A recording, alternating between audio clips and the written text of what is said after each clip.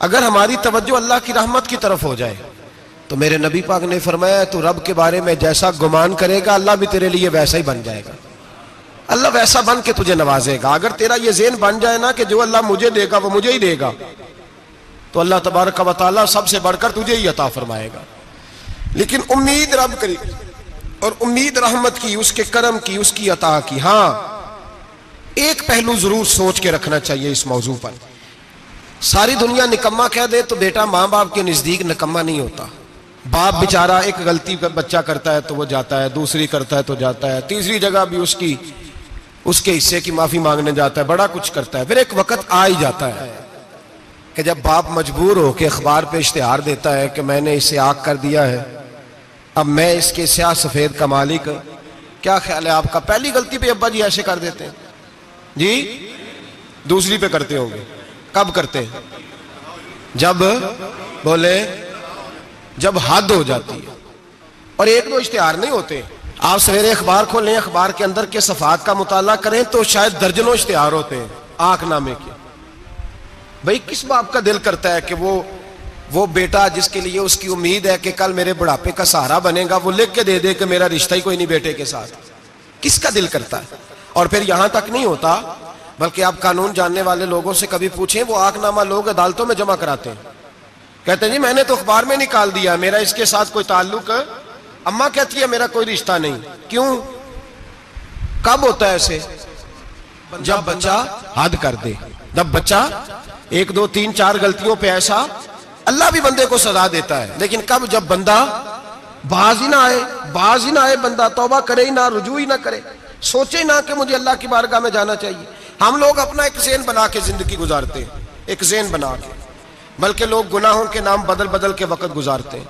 हम अपने नफ्स का बुत बना के सारा वक्त उसी की पूजा पे माज़अल्लाह लगा देते हैं। बस ये ठीक है, ये ठीक है और ये ठीक है, चौथी बात सही कोई नहीं।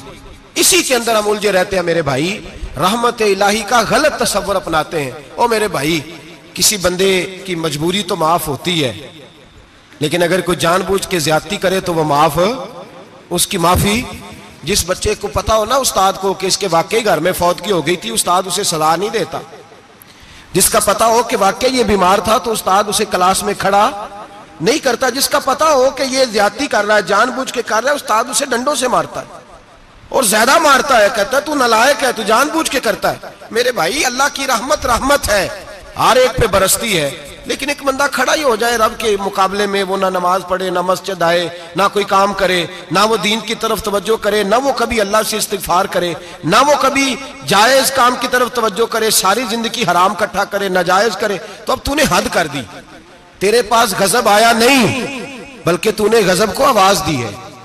तूने अल्लाह के गजब को, बोलिए, अल्लाह के गजब को, गजब होना और होता है और गजब को आवाज देना, बोलिए, गजब को आवाज देना, इनमें फर्क है मेरे भाई, याद रखें। हम आवाज देते हैं गजब को, गजब होता नहीं। देखें नबी करीम सल्लल्लाहु अलैहि वसल्लम, और ये हदीस आपने याद रखनी है, ये याद रखनी है। नबी पाक सल्लल्लाहु अलैहि वसल्लम ने ना बहुत कम लोगों को बेवकूफ कहा है। हमारे जमाने में तो आम लफ्ज है ना बेवकूफ कहना। अल्लाह के रसूल सल्लल्लाहु अलैहि वसल्लम ने बहुत कम लोगों को बेवकूफ कहा। मुस्नद इमाम अहमद बिन हंबल की हदीस है, नबी करीम अलैहिस्सलातु वस्सलाम ने फरमाया वो अहमक है, वो बेवकूफ है। नबी पाक फरमा रहे हैं। और मैंने कहा कम लोगों को हुजूर बेवकूफ कहते थे। नबी करीम अलैहिस्सलातु वस्सलाम ने फरमाया वो बंदा बेवकूफ है जो सारा दिन अल्लाह की नाफरमानी करता है और फिर भी रब की रहमत की उम्मीद करता है, तो बेवकूफ है। सुबह से शाम तक लगा हुआ है, मैंने नहीं अल्लाह माननी, मैंने नहीं तेरी माननी, माज अल्लाह मैंने नहीं माननी। शाम होती है तो कहता है अल्लाह बड़ा मेहरबान है, बख्श देगा। तू बेवकूफ है, तू बेवकूफ है। तू बता ना क्या मजबूरी थी नमाज ना पढ़ने की? किसने तुझे गन पॉइंट पे कहा था हराम खाने को? और फला आदमी की तूने गीबत की तो तेरा उसमें क्या फायदा था? ये जो तूने सिर्फ 10 बंदों को हंसाने के लिए झूठा लतीफा सुनाया, इसमें तेरा क्या नफा था? तू सुबह से शाम तक नाफरमानी करता है, शाम को कहता है अल्लाह करीम है माफ कर देगा, अल्लाह मेहरबान है माफ कर देगा। उस्ताद मेहरबान होता है कि नहीं? फेल क्यों करता है इम्तिहान में? बोले उस्ताद बाप होता है ना, उसका दिल करता है शागिर्द फेल हो जाए, तो क्यों करता है? लेकिन शागिर्द ने ज्यादती की, उसने पढ़ा नहीं, उसने मैंने कहा बाप आकनामा लिखवाता है, मजबूर होकर लिखवाता है ना। ओ भाई याद, बड़ी प्यारी मिसाल मुल्ला रूमी लिखते हैं, कहते हैं मेरे गांव की एक बीबी थी, उस बीबी ने एक बछड़ा पाला हुआ था। देहातों में ना बूढ़ी माएं बछड़े को पेड़ा देती थी और नाम भी रख लेती थी, किसी ने मिठू नाम रखा होता था, किसी ने कोई नाम। कहते माँ ने बछड़ा रखा हुआ था, अम्मा उसको आवाज देती तो बछड़ा दौड़ा आता, अम्मा उसको पेड़ा खिलाती, बछड़ा बड़ा प्यारा था, जवान हो गया। अम्मा इसलिए बछड़ा पाल रही थी कि जब बछड़ा बड़ा हो जाएगा तो हाल के अंदर बच्चे उसे लगाएंगे, खेती में हाल चलाएंगे। बछड़ा बड़ा हो गया, अम्मा के बेटे कहने लगे अम्मा ला, तूने बड़ा खिला पिला लिया, इससे कोई काम लेते हैं। हाल के आगे लगाया तो कहने लगा मैंने तो नहीं चलना। अम्मा के पास आए, कहने लगे ये नहीं चलता। अम्मा कहने लगी चलो टाइम दो, थोड़ा समझ जाएगा। फिर मौका दिया, फिर आए, कहा अम्मा अब तो हमने उसके नाक में नकेल भी डाल दी है, लेकिन अब भी ये हल में चलने को तैयार है। मुल्ला रूमी रहमतुल्लाह अलैह फरमाते हैं फिर कहा अम्मा से, अम्मा कहने लगी चलो थोड़ा टाइम और दे दो, सियाना हो जाएगा। थोड़ा टाइम और दिया, डंडे भी मारे, लेकिन वो सियाना होने को तैयार है। अब अम्मा के पास आए तो अम्मा मजबूर हो गई, दिल नहीं करता था। कहने लगी जाओ फिर कसाई के हाथ बेच डालो। वो गया कसाई के पास, उसे काटा गया, उसकी खाल उतारी गई, उसके छोटे छोटे पीस करके खा गए लोग। वो मां रो रही थी, लोगों ने अम्मा से कहा तुझे तो बड़ा प्यारा था, तूने कटवा को दिया। तो अम्मा कहने लगी प्यारा तो बड़ा था पर मानता नहीं था, प्यारा बड़ा था, काश बात मानता, मकसद पूरा करता तो कभी भी काटा। भाई रब करीम नहीं चाहता बंदा दोजख में जले, अल्लाह की रहमत नहीं चाहती जहन्नम में जले, पर बंदा मानता ही नहीं, ये तैयार ही नहीं होता। ये सोया हुआ है सवेरे, ये वो गप्पे लगा रहा है, असर के वक्त चौराहे पे खड़ा है, नमाज पढ़ने नहीं आया। इसने सारी जिंदगी में दर्जनों लतीफे सीख लिए, हजारों कहानियां सीख गया, कुरान पाक पढ़ना नहीं सीखा। इसने जिंदगी की हर चालाकी सीख ली है, नहीं सीखी तो अपने रसूल की हदीस नहीं सीखी, नहीं सीखा तो दीन की जरूरी बातों को नहीं सीखा। अब रब की रहमत तो नहीं चाहती कि बंदा जहन्नम में जाए, वो तो मेहरबान है, लेकिन रब करीम का कानून का तकाजा यह है कि जो अहकाम पूरे नहीं करेगा उसे फिर दोजख में डाला जाएगा। तो हमारे बुजुर्ग फरमाया करते थे असल बात यह है कि अल्लाह नहीं मुसलमान को दोजख में डालना चाहता, मुसलमान अपनी मर्जी से छलांगे लगा रहे हैं, ये खुद छलांगे लगाता है, ये बाज नहीं आता। आप यकीन करें बड़ी जिम्मेदारी के साथ, बड़े खुलूस के साथ और बड़ी दयानतदारी से तजर्बे की बात अर्ज करता हूं। हमारे बहुत सारे गुनाह ऐसे हैं जिन गुनाहों का हमारी दुनियादारी को भी कोई फायदा नहीं, कोई फायदा नहीं हमारी दुनिया को भी उस गलती का। मेरी बातों की समझ आ रही है आप दोस्त? कुछ गुनाह ऐसे, एक तो होता है कि दुनिया का कोई फायदा हो, उस गुनाह में हमारी दुनिया का भी कोई फायदा। जो आदमी झूठे लतीफे सुनाता है, झूठ बोलता है, झूठ कोई फायदा नहीं उसे, लोग 10 मिनट हंसते हैं और बाहर जाकर कहते हैं यार ये तो कोई गैर संजीदा आदमी, वो अकल ही नहीं। क्या फायदा कमाया उसने, क्या नफा लिया उसने? जो आदमी बढ़ बढ़ के बातें करता है, 2, 4, 5, 10 आदमियों की कीमत कर जाता है, लोग कहते हैं यार बड़ा चुगलखोर है, क्या कमाया उसने जिंदगी में? कुछ हासिल कर लिया उसने? हमारे बहुत सारे गुनाह मेरे भाई वो हैं जिनका हमारी दुनिया को भी कोई फायदा नहीं, तो क्यों ना हम उन गुनाहों को छोड़ दें ताकि हमारे दीन को तो फायदा हो जाए, दीन को तो फायदा हो जाए। सिर्फ जुबान के जायके हैं, कुछ देर के लिए हमारी तबीयत के तकाजे हैं, 10 मिनट की मुस्कुराहट है जिसके लिए हम अल्लाह तबारक व तआला का कानून तोड़ते फिर जा रहा हूं। मेरे हबीब करीम अलैहिस्सलाम ने मुसलमान को कहा है कि तेरा रब तो चाहता है कि बस तू आ जा, वो तुझ पे रहमत नाजिल कर देगा। आना तो शर्त है कि नहीं? आना तो शर्त है कि नहीं? अच्छा चले ये बताएं, जो आदमी 1 से लेकर 31 तारीख तक ड्यूटी करे उसको तनख्वाह लेने जाना पड़ता है कि तनख्वाह घर आ जाती है? बोल के बताएं। फिर भी जाना पड़ता है, वो कहे मैंने ड्यूटी पूरी की है, फिर भी जाना पड़ता है। ड्यूटी पूरी करने के बावजूद तुझे तनख्वाह लेने, और हो सकता है कि यह भी कहा जाए अभी आई नहीं कल आना, हो सकता है यह भी कहा जाए परसों आना, यह भी मुमकिन नहीं कि फौरन। ओ खुदा के बंदे तू आता ही नहीं खुदा की रहमत लेने, तू उसके घर की तरफ रुजू ही नहीं करता, तू तवज्जो ही नहीं करता, तू कहता अल्लाह मेहरबान है। भाई मेहरबान तो है, तू रहमत लेने आया है, तूने को बहाना बनाया उसकी रहमत का। अल्लाह की रहमत कीमत नहीं मांगती, बहाना मांगती है, पर बता ना तेरा कोई बहाना है कि नहीं? मेरे नबी करीम सैयद आलम सल्लल्लाहु अलैहि वसल्लम ने फरमाया रब कीमत का सवाल और नहीं मांगता, यकीन करें नहीं मांग, बंदे कीमत मांगते हैं। आप 100 दफा मुस्कुरा के बात करें, एक दफा ना करें तो कहते हैं मौलवी साहब अमीर हो गए, अब तो सही सलाम भी नहीं लेते। एक दफा हो सकता है बेचारा पेट में दर्द हो रही हो सकता है घर की को बहुत बड़ी टेंशन हो सकता है कोई मजबूरी हो। बंदे हमा वक्त कीमत मांगते हैं, हमा वक्त आप तंदुरुस्त हैं, हर वक्त आप कीमत अदा करते हैं तो लोग राजी हैं। लेकिन रब कहता तू कोई कीमत ना दे, कोई बहाना ही बना ले, तेरा रब तुझसे राजी हो जाएगा। सुने बड़ी प्यारी हदीस, बड़ी खूबसूरत हदीस, कंजुल माल में दीगर कुतुब हदीस में है।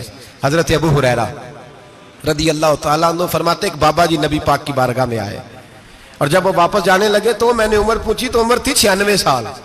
कहते हैं बुजुर्ग जब आए ना तो ये भवें जो है ना उनकी सफेद होके तो यूं आंखों पे आ गई। बड़ी छड़ी बाबा जी ने पकड़ी हुई और दोनों हाथ पकड़ के ना छड़ी के ऊपर झुके हुए हैं एक जानिब, कुर्बान जाऊं। कहते हैं जब वो बुजुर्ग मस्जिद में दाखिल हुए तो मेरे रसूल ने खड़े होकर इस्तकबाल फरमाया, खड़े हो, और नबी करीम सल्लल्लाहु अलैहि वसल्लम ने आगे बढ़ के बाबा जी को बाजू से पकड़ा और बिठाया। हुजूर बैठ गए। कहा बुजुर्गों कैसे आए हो? तो कहते हैं वो बाबा जी बात करते तो आंख खोल के पहले हुजूर का चेहरा देखते, फिर वो बात करते तो उनके लबो लहजे के अंदर बड़ी परेशानी, बड़ी तकलीफ, बड़ी मायूसी। अर्ज करने लगे या रसूल अल्लाह, हुजूर जिंदगी सारी गुनाहों में बीत गई है, हुजूर गलतियां ही गलतियां, याद माजी अजाब है, या रब छीन ले मुझसे हाफजा मेरा। अल्लाह के रसूल बड़ी लंबी फहरिस्त है, पाप ही पाप है, काले स्याह दफ्तर है। या रसूल अल्लाह सल्लल्लाहु अलैहि वसल्लम जब पलट के देखता हूं हुजूर मुझे नेकी दिखाई नहीं देती। हुजूर इस उम्र में आपका एक सहाबी मिला है, उसने बात समझाई है तो थोड़ा ख्याल आया है, लेकिन या रसूल अल्लाह सल्लल्लाहु अलैहि वसल्लम अब मेरा वजूद बेकार हो गया है, हुजूर बूढ़ा हो गया। 3 बातें कही बुजुर्गों ने और निराली कही। कहने लगे या रसूल अल्लाह सल्लल्लाहु अलैहि वसल्लम, हुजूर अब तो मेरी कमर भी सीधी नहीं होती कि मैं नमाज ही सही अदा कर सकूं, बूढ़ा हो गया। या रसूल अल्लाह सल्लल्लाहु अलैहि वसल्लम अब मेरे अंदर ताकत नहीं कि मैं मेहनत मजदूरी करके सदके और खैरात दे सकूं। या रसूल अल्लाह सल्लल्लाहु अलैहि वसल्लम अब मैं तलवार लेके जिहाद भी नहीं कर सकता। हुजूर ना मैं लंबी नमाजें पढ़ सकता हूं, आका ना मैं सदकातो खैरात दे सकता हूं, महबूबा ना मैं दीन के लिए कोई जिहाद कर सकता हूं। बेकार वजूद है, बेकार वजूद को तो घर वाले बर्दाश्त नहीं करते, बच्चे दुआ करते हैं या अल्लाह अब्बा जी को पर्दा दे दे, अम्मा को पर्दा दे दे, बेकार हो गया हूं और आज आया हूं तो मुझ बेकार को मेरा रब कबूल कर लेगा। आज कलमा पढ़ूं तो बेकार हूं, किसी काम का नहीं, ना नमाज ना सदकात ना जिहाद, कबूल कर लेगा। हजरत अबू हुरैरा फरमाते हैं जैसे बरसात में बारिश की झड़ी लगती है, यूं मुस्तफा की आंखों से झड़ी लग गई। हुजूर खुल के रोए, खुल के। और मेरे हबीबे पाक ने फरमाया बुजुर्गों बड़े मुजाहिद हैं, दीन के लिए जिहाद करने वाले बड़े हैं, रब करीम को आपकी तलवार की इतनी हाजत नहीं। और फरमाया उसके खजाने कोई खाली तो नहीं कि आप ही गोया सदका देंगे तो भरे जाएंगे। और फरमाया फिर रब करीम की शान में इजाफा नहीं करती इबादतें, वो तो बंदे को नफा देती हैं। मैं बुजुर्गों ना आप जिहाद करें, ना आप सदकात दे, ला लंबी नमाजें पढ़े, आप सिदक दिल से आ जाए, अल्लाह के रसूल का वादा है रब आपको बगैर हिसाब किताब जन्नत अता फरमा देगा। आना तो शर्त है कि नहीं, आए तो सही, ना पहुंचे तो सही, आ जाए, उसको नहीं आदत सदका तो खैरात की, जिहाद की, तबलीग, आए तो सही ना। इन लब्दा इज़ा तारफा सुम्मा ताबा ताबल्लाहु अलैहि। मेरे हबीब ने फरमाया बंदा जब रो के कहता है ना या अल्लाह गलती हो गई माफ कर दे, फरमाया मेरा मालिक उसे फौरन ही माफ फरमा देता है। तू आ तो सही, तू आता ही नहीं, तू आ ही नहीं रहा, तू घर में बैठा हुआ है, तू सोया हुआ है, तू दुकानदारी कर रहा है, तू पैसे गिन रहा है, तू आया ही नहीं, आ तो सही। बल्कि मेरे नबी पाक फरमाते हैं जब अल्लाह पाक का भागा हुआ गुलाम आता है फिर तो अल्लाह ज्यादा राजी होता है, फिर तो अल्लाह ज्यादा राजी होता है, ज्यादा राजी होता है। तो आ तो सही, पहुंच तो सही। बल्कि सूफिया तो और बात करते हैं, वो कहते हैं तू कभी भूल के भी रब रब करे तो अल्लाह तो उसे भी कबूल कर लेता है, भूल के। मुल्ला रूमी कहते हैं बनी इस्राइल का बंदा है, सनम पत्थर को कहते हैं, बुत को कहते हैं, बुत के सामने खड़ा है और सारी रात कहता है या सनम या सनम या सनम, ए पत्थर ए बुत, सारी रात पुकारता रहा। रात गहरी हो गई, नींद का गलबा थक गया, सोने के करीब आया तो गलती से मुंह से निकल गया या समद, या सनम की जगह निकल गया। रब करीम ने फरमाया जिब्रील दौड़ के जा, जो मांगता इसे दे दे। हजरत जिब्रील अर्ज करते हैं मौला भूल के तेरा नाम ले रहा है, भूल के ले रहा है। तो रब करीम ने फरमाया चल नाम तो मेरा ही ले रहा है ना, मेरा ले रहा है ना या अल्लाह। वो अल्लाह करीम ने फरमाया झूठे के सामने सारी रात का खड़ा है, सारी रात का पुकार रहा है, उसे कुछ नहीं मिला तो सच्चे का नाम लिया है। अगर मैं भी कुछ ना दूं और बुत में और मुझ में फर्क क्या रह जाएगा। जा जो मांगता है झोली भर के दे, नाम तो लिया है ना। ओ भाई तू बहाना तो बनाना, वो आ तो सही ना, तू यहां आ जा, पहुंच जा, आ जा, बस बैठ जा, उसकी बारगाह नाज में हाजिर तो हो ना। तुझे फुर्सत ही नहीं, तू यारों के लिए टाइम निकालता है, बाजारों के लिए टाइम निकालता है, गलियों के लिए टाइम निकालता है, चौकों चौराहों के लिए टाइम निकालता है, हफ्ते में एक दिन होटलिंग के लिए भी जाता है, लेकिन कभी छुप के 2 नफलों की तुझे तौफीक नहीं होती। और मैं कई दफा कह चुका हूं, जिस बंदे को बगैर इबादत के रिज़्क ज्यादा मिलने लग जाए उस पर आजमाइश होती है रब करीम की। अल्लाह फरमाता है इसको पैसे दो, इसे आने ना देना, इसको को चल पैसे दौड़ जा। लोग समझते हैं मैं बड़ा ज़हीन हूं, अक्लमंद हूं, देखो मैं अपनी होशियारी से चालाकी से आगे निकल गया। तो आजमाइश है, ये तो आजमाइश है रब करीम की तरफ से, ये तो उसकी खुफिया तदबीर है मेरे भाई। उसकी बारगाह नाज तक जो आ गया, आना तो हमारी जिम्मेदारी है कि नहीं। फिर उसकी रहमत आगे बढ़ के इस्तकबाल कर लेती है, फिर अल्लाह का फजल उसको थाम लेता है उस बंदे को। और खुदा की रहमत कितनी ज्यादा है। मेरे हबीब करीम सैयद आलम सल्लल्लाहु अलैहि वसल्लम ने फरमाया अल्लाह ने अपनी रहमत के 100 हिस्से किए। हुजूर फरमाते हैं एक हिस्सा अल्लाह ने दुनिया में नाज़िल किया है। कितना? एक हिस्सा। फरमाया ये जो माँ बेटे से प्यार करती है, बाप बेटे के लिए मजदूरी करता है, जो बहन भाई के लिए रोती है, ये जो बीवी शौहर के लिए दुआ मांगती है, ये जो बच्चे माँ बाप से प्यार करते हैं, फरमाया ये उस एक रहमत का नतीजा है, एक रहमत का नतीजा। तो सहाबा कहने लगे या रसूलल्लाह वो 99 किधर है? नबी पाक ने फरमाया रब करीम ने संभाली हुई है, कयामत के दिन तुम्हें अता फरमाएगा। अभी तो एक नाज़िल की है, अभी अल्लाह ने। एक बुजुर्ग थे, हमें तफसीर पढ़ाया करते थे, तफसीर के उस्ताद थे। मैंने उनसे एक दिन कहा, मैंने कहा हज़रत साहब कुछ बातों में ना मैं अड़ जाता हूं, मैं अपने आप को इतना लायक नहीं समझता, तो कहीं कहीं ना ज़हन उलझ जाता है, तो कभी उलझ जाता हूं। एक सवाल कई दिनों का है, उसूल तफसीर का मसला है, तो जरा कुछ चीजें ऐसी होती हैं बुजुर्ग कहते हैं जो किताबों से नहीं मिलती, सिर्फ सीनों से मिलती हैं। कोरस तो फकत लफ्ज ही सिखाते हैं, ये आदमी है जो आदमी बनाते। मैंने कहा साहब ये समझ नहीं आई कि यहां भी साहब वहां भी साहब। कहने लगे जी किस तरह? मैंने कहा जी यहाँ कब्र में भी सवालों के जवाब और फिर क़यामत में भी। मुझे कहने लगे जाओ इमाम राजी की तफसीर उठा के लाओ। मैं तफसीर उनके सामने ला के रखी, तो कहने लगे ये सैयदना यूसुफ अलैहिस्सलाम का वाक़या जरा देखो तफसीर यूसुफ में, उसमें एक अजीब बात लिखी है। हजरत यूसुफ अलैहिस्सलाम के ज़माने में कहत हो गया, तो जनाब यूसुफ अलैहिस्सलाम ने, क्योंकि आप अल्लाह के नबी से पहले से जान गए कहत होगा, तो हजरत यूसुफ ने गंदम पहले स्टॉक कर ली थी बहुत ज्यादा। बाकी इलाकों में जब कहत पड़ा ना, अब सब लोगों ने मिस्र की तरफ रुझान किया गंदम लेने के लिए। तो हजरत यूसुफ अलैहिस्सलाम ने ना शहर के दरवाजे पर बंदे खड़े कर दिए, फरमाया जो बंदा आए ना उससे 2 सवाल पूछना। जो आएंगे लोग गंदम खरीदने, जो आए 2 सवाल पूछना। एक पूछना कहां से आया है, और एक पूछना लेके क्या आया है। एक पूछना, समझ आ रही है बात की, और दूसरा पूछना कि लेके सोना लेके आया है, चांदी गंदम खरीदनी है तो क्या चीज लेके आया है, कि नगद पैसे लाया है, ये पूछ लेना। जो आए 2 बातें पूछना, एक पूछना कहां से आया है और दूसरा पूछना क्या। एक रवायत में 3 सवाल भी हैं, लेकिन फरमाया पूछना 2 सवाल जरूर। इंतजार था ना भाइयों का, किनान से आने वालों का। फरमाने लगे सबसे 2 सवाल पूछना, जब किनान वाले आए ना उनसे सिर्फ इतना पूछ लेना कि वो कहां से आए हैं। अगर पूछे ना किनान से आए हैं तो फिर ये ना पूछना क्या लेके आए हैं, फिर मैं जेब में खुद टटोल लूंगा वो क्या लेके आए। बाकियों से 2 सवाल। जब मेरे भाई आए ना, भाई भाइयां दे वैरी हुंदे ते भाई भाइयां दियां बावां, जब मेरे भाई आए तो उनसे ये नहीं पूछना कि वो क्या, बस ये पूछना कि कहां से, इतनी बात पूछना, बाकी मैं पूछ लूंगा। आप फरमाने लगे रब भी फरिश्तों से कहता है तुम कब्र में ना मेरे बंदों से ज्यादा सवाल ना करना, बस ये पूछ लेना मुझे मानते हैं, मेरे नबी को मानते हैं। कब्र में तुम इतने सवाल पूछ लेना, बाकी लेके क्या है वो मैं खुद ही पूछ लूंगा। फरिश्तों के सामने रब करीम अपने बंदे को बेआबरू करना, बस तू ये बता दे अल्लाह रसूल को मानता है कि नहीं। बाकी जो तेरा हिसाब किताब है ना, अल्लाह फरमाते हैं मैं क़यामत में कर लूंगा, मैं पूछ लूंगा इसका क्या इलाज करना है, बस तुम इतना बता दो मुझे मानते हो, मेरे रसूल को, मेरे भाई, मेरे नबी करीम।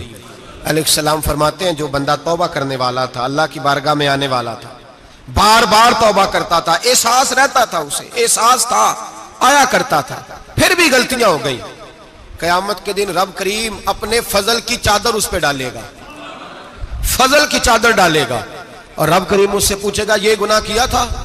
और नबी पाक फरमाते हैं उसने बड़े भी गुनाह किए, अल्लाह छोटे छोटे गुनाहों के बारे में पूछेगा, ये गलती की थी, ये गुनाह, बंदा डर रहा है, वो कह रहा है पता नहीं सजा क्या मिलेगी, क्योंकि दुनिया में भी डरता रहा, यहां भी डर रहा है। शर्त यह है कि एहसास वाला हो, आता रहो, फिर भी गलतियां हो गई, ख्याल करता था, मेहनत करता था, नेक होने की जद्दोजहद करता था, कोताहियां रह गई, ये गुनाह किया था या अल्लाह भूल गया था, ये गुनाह किया अल्लाह मुझसे गलती हो गई, यहां भी किया था या अल्लाह गलती हो गई। नबी पाक सल्लल्लाहु अलैहि वसल्लम फरमाते छोटे छोटे गुनाह अल्लाह दिखा रहा है और उससे कह रहा है ये किया था, मानता जा रहा है। रब करीम फरमाता है पता है मैं तेरे साथ क्या करने वाला हूं? टांगे कांप गई, या अल्लाह पता नहीं। फरमाया मैं तुझे इन गुनाहों के बदले नेकियां देने लगा हूं, इन गुनाहों के बदले नेकियां। नबी पाक फरमाता फटाफट ही बोल पड़ा, कहने लगा या अल्लाह मैंने तो बड़े बड़े गुनाह भी किए, अगर तूने गुनाहों के बदले नेकियां दे दिया तो मेरे तो बड़े बड़े पाप भी हैं, वो दूसरे किधर है? तो मेरे हबीब करीम अलैहिस्सलातु सलाम फरमाते रब मुस्कुराएगा जो रब की शान के लायक है। अल्लाह फरमाएगा तेरे दिल में एहसास था, तू आया करता था, तू तौबा करता था, तू मेरी बारगाह नाज में आता था, पता तेरे ऊपर चादर क्यों डाली है? या अल्लाह नहीं, फरमाया मैं तुझे अपनी रहमत की चादर में छुपा के जन्नत में दाखिल करना चाहता हूं। मेरे भाई तू आ तो सही, तू पहुंच तो सही, खुदा रहा। ये जो जितनी दुनियादारी है ना, ये तो आप हर वक्त करेंगे तो राजी होंगे लोग, हर वक्त। और ये जो हमने प्लानिंग की हुई है ना कि मैं फलाना काम करके सियाना हो जाऊंगा, तो इतनी मोहलत नहीं दी अल्लाह पाक ने। वो कहता फौरन आ, अपनी मनसूबाबंदी बदलें, रहमत इलाही की जानिब तवज्जो करें, अपना जहन रब करीम के बारे में करम वाला बनाए और ये इरादा करें कि मैं उसकी बारगाह में आऊंगा तो वो मुझे अता करेगा। अपने बाजू पे भरोसा ना करें, अपनी अकल पे भरोसा ना करें, भरोसा जब भी करें खुदा की रहमत पे करें, उसके फजल पे करें, उसके करम पे करें और जहन बनाए कि अल्लाह माफ करने वाला है। हमारे जिम्मे यह है कि हम अपने गुनाहों का एहसास पैदा करें, हमारी जिम्मेदारी यह है कि हम तौबा सच्ची और खरी करें, हमारी ड्यूटी यह है कि हम अल्लाह की बारगाह में सही मानों में हाजिरी दें। हम तौबा भी झूठी करते हैं, बल्कि अगर मैं कहूं कि मजाक करते हैं। शब बारात आने वाली है ना, किस दिन है? जुमेरात को शब बारात आएगी। कुछ लोग तो खैर वैसे डट जाते हैं, कहते हैं हम नहीं मानते, वो पक्के लगे हुए हैं, वो कहते हैं नहीं इबादत नहीं करनी चाहिए। मैंने कहा यार बस करो, छोड़ दो। अब अल्लाह की इबादत करने के लिए भी तुमसे सनद लेनी पड़ेगी कि मौलवी साहब इजाजत दे, नफल पढ़ लें, इजाजत लेनी पड़ेगी। और बंदे बड़े समझदार हैं, वो कोई सियासी बंदा दूसरी पार्टी का आ जाए तो उसे मुतमिन कर लेते हैं, कुछ बसरा दूसरी जमात का मसला पूछ ले, कहते मौलवी साहब पूछ के दसांगा।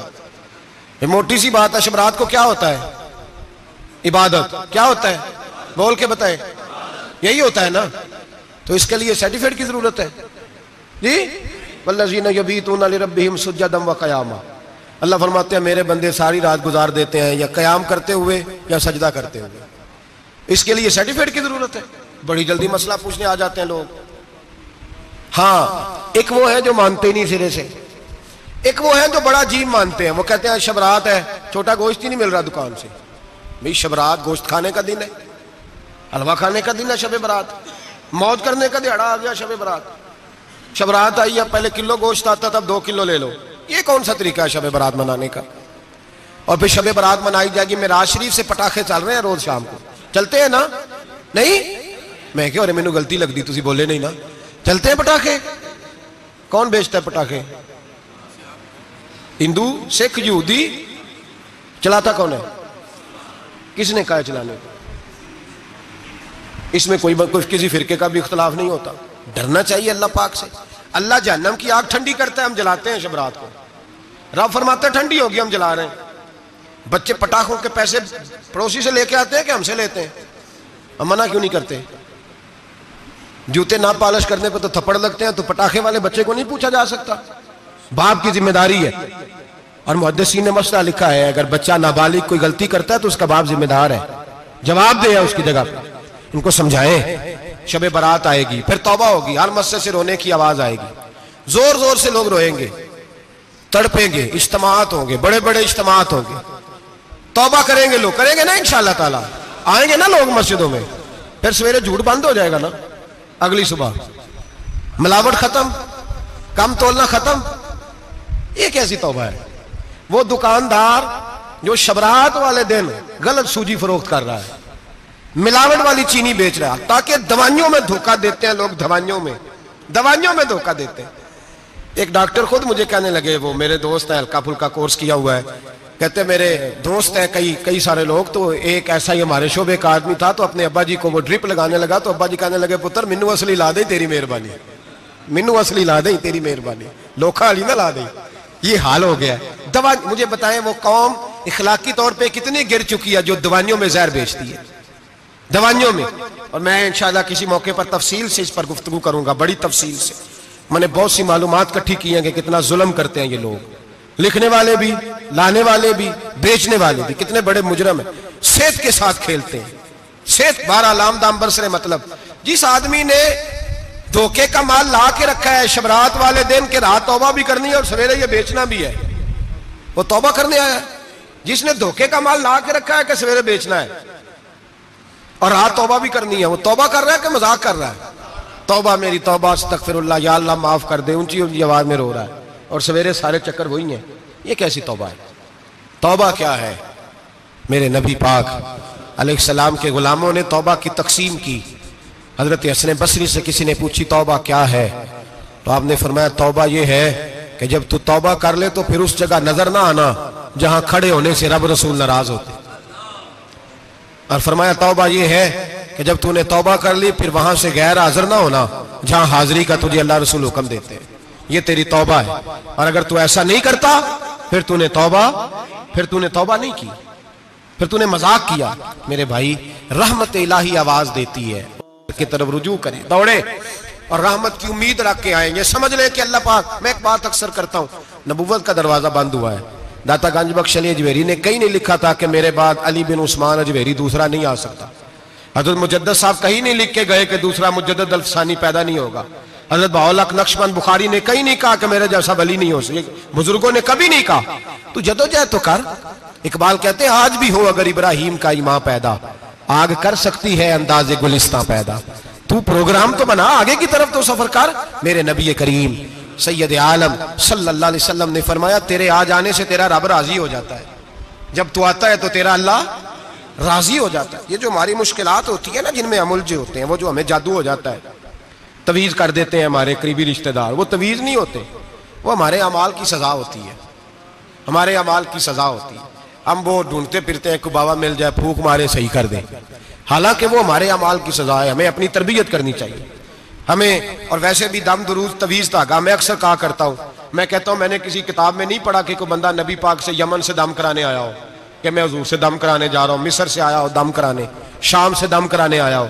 मेरे नबी पाक के पास जो भी आया करता था, नबी पाक का दीन सीखने आया करता था। दम दुरूद तो एक जिमनी चीज है, जिल्ली चीज है, हो गया तो ठीक है, वरना अल्लाह पाक अगर बीमारी में राजी है तो नबी पाक ने खुद बीमारी को सीने से नहीं लगा के रखा। खुद अल्लाह के महबूब सैयद आलम सल्लल्लाहु अलैहि वसल्लम का विसाल बीमारी के साथ हुआ, तो बीमारी तो मुरीदनी है मेरे नबी पाक की, वो तो कनीज है हुजूर के घर की।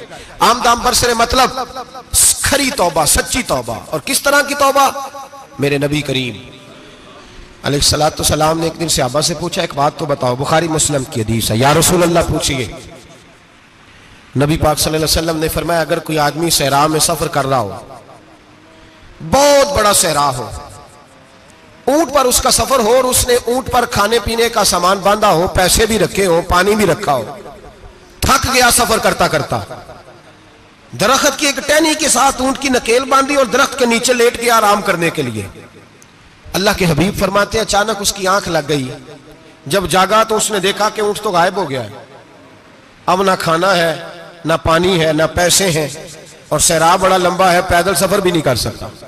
थोड़ा सा ढूंढा, फिर मौत का इंतजार करने लगा, सोचने लगा अब मौत आएगी, अब मर जाऊंगा। अल्लाह के महबूब फरमाते हैं थोड़ी देर गुजरी, जब बिल्कुल मायूस हो गया था तो अचानक नजर पड़ी तो ऊंट उसका सामने खड़ा था। नबी पाक से अब्बा से पूछते हैं बताओ, उसकी कुल कायनात उजड़ गई थी, रास जाया हो गई थी, हर शय लुट गई थी, दोबारा उसे मिल गई है, बताओ उसे कितनी खुशी होगी। सहाबा कहने लगे या रसूल अल्लाह, नई जिंदगी मिल गई उस बंदे को, वो सारी दुनिया से ज्यादा राजी है। तो मेरे करीम रसूल सल्लल्लाहु अलैहि वसल्लम ने फरमाया रब करीम का नाफरमान बंदा जब उसकी बारगाह में आके तौबा करता है तो अल्लाह इससे भी ज्यादा राजी हो जाता है। नाफरमान जब आके कहता है या अल्लाह माफ कर दे, आइंदा नहीं करता, मैं, अल्लाह तो राजी हो जाता है। और हबीब पाक अलैहिस्सलाम फरमाते हैं वो इतना करीम है, जब बंदा अपने रब से सुलह कर लेता है, तौबा कर लेता है, तो अल्लाह जमीन को कहता है तू भूल जा, मेरे बंदे ने गुनाह किया ही नहीं। आसमान से कहता है तू भूल जा, मेरे बंदे ने गुनाह किया ही नहीं। फिर रब करीम फरिश्तों से फरमाता है कि मिटा दो जो तुमने लिखा था, मैंने अपने बंदे के साथ सुलह कर लिया। शबे बारात को आएंगे मस्जिद में इंशाल्लाह। कितने बजे? हाँ नहीं, जो सोचिए ही नहीं है इस पासे थे। असर के वक्त मस्जिद आए शब रात। कितने बजे जी? असर के वक्त आए, गुस्ल करें, मस्जिद आए, असर के बाद दुरूद शरीफ पढ़े और मगरिब से लेकर फजर तक इबादत करें। मगरिब में शाम शुरू हो जाती है। एक रात जाग के देखें, जागना पड़ता है। मरीज हो जाए तब भी जागना पड़ता है, दुख लग जाए तब भी वो जगा लेता है। बड़े बड़े जागते हैं, बड़े बड़े जाग लेते हैं, वो जगा लेता है। तंदुरुस्ती भी, सेहत भी, दौलत भी, एसी भी, पलंग भी बड़ा अच्छा। लेकिन अगर वो नींद ना देना चाहे तो बंदा सारी रात ही तड़प के जागता है, तड़प के। और भूखा इतना, रोटी का भूखा इतना परेशान नहीं होता जितना नींद का भूखा परेशान होता है। उलझ जाता है इंसान, वो जगा लेता है कबल इसके कि वो खुद जगाए, खुद ब खुद जाग जाए। मगरिब से लेकर फजर तक नमाज पढ़ें, जिक्र करें, दुरूद पाक पढ़ें, महफिल में शिरकत करें। मेरे रसूल करीम अलैहिस्सलाम की प्यारी ज़ौजा उम्मुल मोमिनीन सैयदना आयशा सिद्दीका रदी अल्लाह ताला अन्हा कहती हैं हुजूर रमजान के अलावा सबसे ज्यादा रोजे शाबान में रखते थे, गोया प्रैक्टिस होती थी रमजान की। मैंने अर्ज किया या रसूल अल्लाह सल्लल्लाहु अलैहि वसल्लम इतने रोजे क्यों रखते हैं, अभी रमजान तो आगे है। तो नबी पाक ने फरमाया आयशा इस महीने में बंदे का अमल अल्लाह की बारगाह में जाता है, मैं चाहता हूं जब मेरा अमल जाए तो मैंने रोजा रखा हुआ हो। कसरत से रोजा रखें और मेरे भाई बदल जाए, बदल जाए। मेरे नबी पाक ने फरमाया गनीमत जान, अगर सेहत है तो बीमारी आने से पहले गनीमत जान जा, ये चली जाएगी। बीमार आदमी से कुछ भी नहीं होता, गनीमत जान ले, लम्हों को कुछ कर ले। और अगर तेरे पास फुर्सत है तो गनीमत जान ले मसरूफ होने से पहले पहले। मेरे हबीब करीम सैयद आलम अलैहिस्सलाम के गुलाम फरमाते हैं कि नबी पाक सल्लल्लाहु अलैहि वसल्लम ने हमें मिसाल दे के समझाया। मदीने में जो कबीला सबसे ज्यादा बकरियां पालता था वो बनु कल्ब का कबीला था। और फरमाते इतनी बकरियां थी कि उनकी बकरियां हमने कभी नहीं गिनी थी। नबी पाक अलैहिस्सलाम ने फरमाया जब शाबान की 15वीं रात आती है, ये तिरमिजी का लफ्ज है, फरमाया जब शाबान की 15वीं रात आती है तो बनु कल्ब के कबीले की बकरियों के बालों की तादाद के मुताबिक अल्लाह मेरी उम्मत के अफराद की बख्शिश फरमा देता है। और सहाबा कहते हैं हमें लगता यूं है कि चूंकि हमने जो चीज सबसे ज्यादा देखी थी वो बनु कल्ब की बकरियां थी, इसलिए नबी पाक ने हमें समझाने के लिए उनकी बात की, वरना अगर हमने उससे ज्यादा कुछ शायद देखी होती तो नबी पाक उसका नाम बयान फरमाते। हमें समझाने के लिए फरमाया बनु कल्ब के कबीले की बकरियों के बालों की किसी एक बकरी के बाल भी बंदा गिन सकता। और हुजूर ने फरमाया जो सबसे ज्यादा बकरियां पालते उनकी तादाद के मुताबिक हजरत आयशा सिद्दीका रदी अल्लाह ताला अन्हा फरमाती है जन्नतुल बकी में हुजूर जाया करते, कब्रिस्तान में, कब्रिस्तान के कोने में। अल्लाह के रसूल को मैंने नमाज पढ़ते भी देखा 15वीं रात को। और फरमाती है हुजूर बकी वालों के लिए बख्शिश की दुआ भी करते, कब्रिस्तान भी जाएं शब बारात को, उनके लिए दुआ भी करें। और फिर मेरे भाई शब बारात को लिल्लाहियत के साथ आए, लौटने का प्रोग्राम बनाए, उससे कबल के रब करीम खुद जकड़ के ले आए, खुद ब खुद आए, उसके करम की तरफ तवज्जो करें, उसकी रहमत की तरफ तवज्जो करें। मेरे रसूल करीम सल्लल्लाहु अलैहि वसल्लम के पास एक देहाती आए, मौला अली शेर खुदा फरमाते मैं भी हाजिर था। कहते कभी कभी सादे बंदे आते थे पर बड़ी अजीब ही बात कर जाते थे। कहते एक देहाती आए, तामत बांधी हुई और सादा सा रुमाल कंधे पे रखा हुआ है, नबी पाक के पास आए और हुजूर से दिल लगी करने लगे, हुजूर से दिल लगी करने लगे, मीठी बातें कहने लगे यार रसूलल्लाह एक मसला पूछने आया हूं। फिर मैं पूछो। अर्ज करते हैं हुजूर कयामत में हिसाब कौन लेगा, कयामत में अब किसको नहीं पता कौन हिसाब लेगा, दिल लगी की बात है ना, कौन लेगा। नबी पाक ने फरमाया अल्लाह हिसाब लेगा। तो कहते उसने ना और जुमला कहा तो हम उसकी बात पे हैरान हो गए, कहने लगे या रसूलल्लाह वाकई अल्लाह हिसाब लेगा। तो कहते नबी पाक मुस्कुराए, फरमाने लगे तुझे तेरी मार होए मैं साची तो कह रहा हूं, तो किस तरह की बात कर रहा है, अल्लाह हिसाब लेगा। हजरत अली फरमाते उसने रुमाल उठाया कंधे पे रखा, कहने लगे या रसूल अल्लाह अगर रब हिसाब लेगा तो फिर उसने माफ ही कर देना है, ये कह के वो चला गया, ये लफ्ज कह के वो चला गया। तो हजरत मौला अली कहते हैं मैंने हुजूर का चेहरा देखा तो गुलाब से भी ज्यादा खिला हुआ था, मैंने नबी पाक का चेहरा देखा तो चांद से भी ज्यादा रोशन था। मैंने कहा हुजूर ये क्या कह गया है? नबी पाक ने फरमाया बंदा बड़ा सादा था, बात बड़ी प्यारी कर गया है, बड़ी प्यारी कर गया है। हुजूर ने फरमाया अली रब करीम है, और करीम जब गालिब होता है तो करम ही फरमाया करता है, वो करम ही करता है, वो माफ ही करता है, वो माफ ही करता है। अल्लाह माफ करता है, पर मैंने कहा कोई माफी लेने आए ही ना, तो कोई माफी लेने। एक और बात भी आखिर में समझानी है आपको, वो भी समझ ले। हम जब किसी रिश्तेदार को राजी करने जाते हैं ना, नाराज हो, तो हमें पता चल जाता है कि ये वक्त टपाने आया या राजी हो गया। दो किस्म के लोग होते हैं, कहते हैं चलो बरादरी आ गई है मैं चलता हूं, पर किस तरह? टाइम पे टाइम आऊंगा, 200 दे के घर आ जाऊंगा। और जो राजी हो जाते हैं ना, वो 2 दिन पहले आते हैं, देगों का भी ख्याल करते हैं, मुलाकात करते हैं, वो कपड़े भी नहीं बदलते। फर्क होता है राजी होने में। बात की समझ आ रही है आप? हम तौबा करने आते हैं अल्लाह की बारगाह में, क्या हमें पता नहीं चलता कि हमने तौबा किया, रब राजी हुआ है कि नहीं हुआ? हमारा ईमानी रिश्ता तो है ना अपने रब से, रूह का ताल्लुक तो है ना, तो हमें अंदाजा होता है कि अल्लाह राजी हो गया कि नहीं। अंदाजा तो होना चाहिए ना हमें। ये बात कहने की नहीं, ये बात महसूस करने की है, इसको महसूस करें। हम जब अल्लाह की बारगाह में आए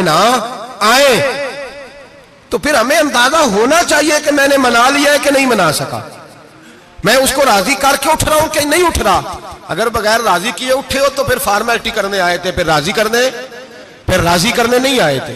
हजरत फुज़ैल इब्ने अय्याज़ रहमतुल्लाह ताला अलैह फरमाते एक दिन मैंने सर सजदे में रखा और मैंने कहा खुदा बंदा आज मुझे पता चलेगा कि तू मुझसे राजी है कि नाराज है, तो फिर ही मैं उठूंगा, फिर ही उठूंगा।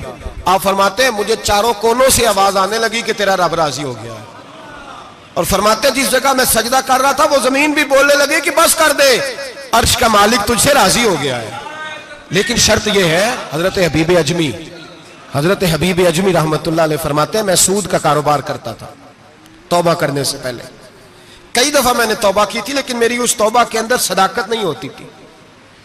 मेरा दिल भी गवाही देता था कि ये ना, बहुत सारे बंदे कहते हैं आइंदा नहीं करता, वक्त टपाते हैं। जिस तरह बंदों को धोखा देते हैं, इस तरह माज अल्लाह तौबा भी इसी तरह की करते हैं, लेकिन बाद में दोबारा उसी डगर पे चल निकलते हैं जिस पे पहले होते हैं।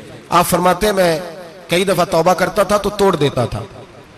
आज मैंने तौबा की, किस तरह की?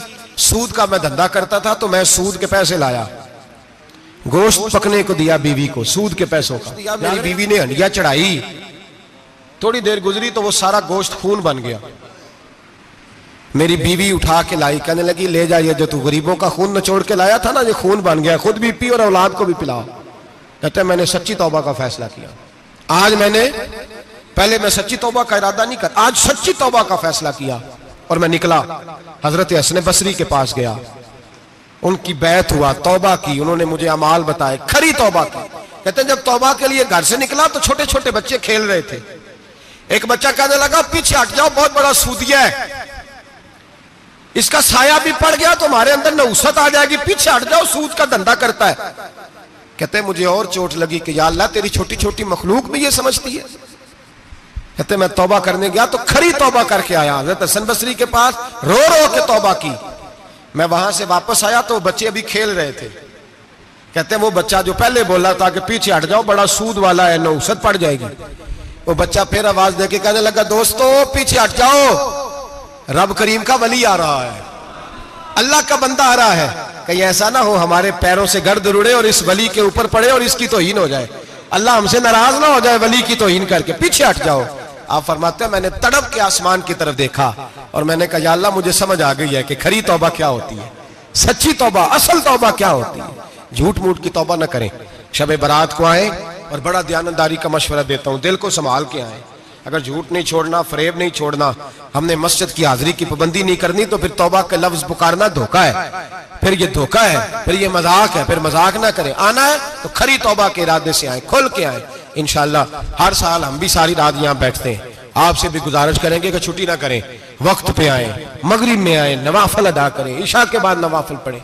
महफिल करने का मकसद ये होता है कि तिलावत से दिल नरम होता है, नात से दिल नरम होता है, तकरीर से इंसान की सोच बदलती है, तौबा की तरफ जाती है। ये सारे काम करके जब बंदा इस्तिगफार करता है, तौबा करता है, तो उसके लिए आसान हो जाता है, ज़हन बन जाता है। इसलिए वाज भी होगा, जिक्र भी होगा, दुआ भी होगी।